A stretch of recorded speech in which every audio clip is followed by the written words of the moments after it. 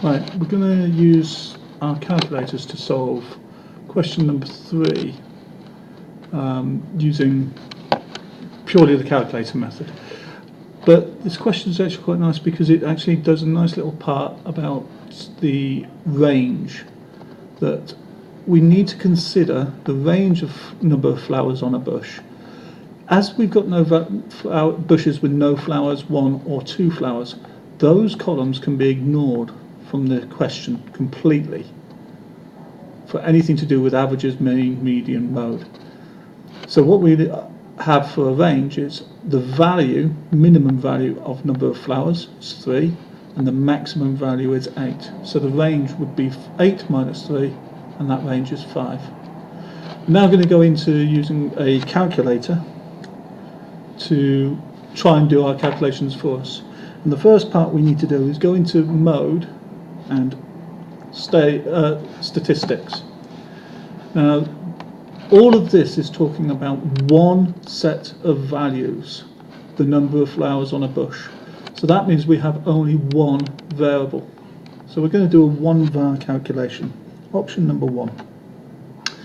Now, I'm glad my calculator did this. Hopefully yours won't. I use a default setting for this, that my tables I would always assume are frequency tables and not a list of just values.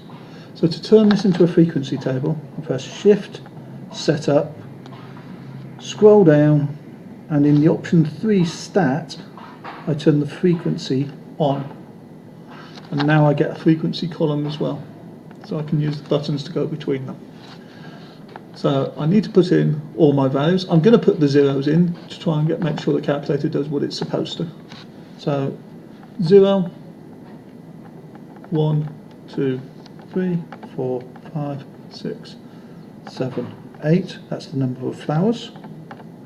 That's all of those in. And then I can scroll back up and notice it immediately assumes there's always a frequency of at least 1. The first 3 in the question, they are zeros. At 3 we have 6. At 4 we have 4. At 5 we've got a 6. At 6 we've got 10. At 7 we've got, at 7, yeah. Make sure you're looking at the X value, not the line number. The line number just confused me then. Yeah, we are the X value is 7. X value of 7 is 16. And 8 flowers, we have 18 bushes doing it. Now this is the part that everybody hates about using these. We need to say we've finished entering the data, and the way we do it is we press cancel. It feels nervous. It's actually a way of saying we have completed what we're doing. Now if you look at the bottom of the keyboard on the 1, there is actually a stat menu, SAT. This is the one we need for inline calculations here. So I'm going to do Shift, Stat, and things I want to find out are things like the number of items. So this is actually the sum of the F's. It says there are 60 flowers, or 60 bushes checked. I can go into the Stat menu and look for the min and max.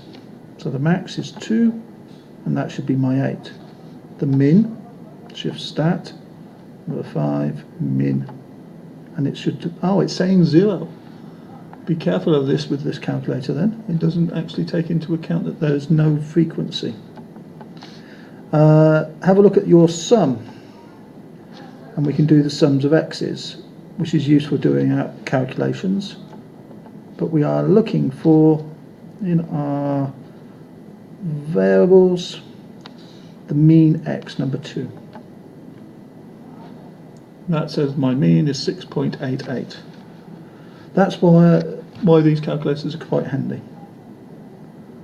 I'll do a different one on the white calculator in another video, so I'm going to stop there, and that's how we can calculate the mean for a frequency table. Just be aware that its min is incorrect.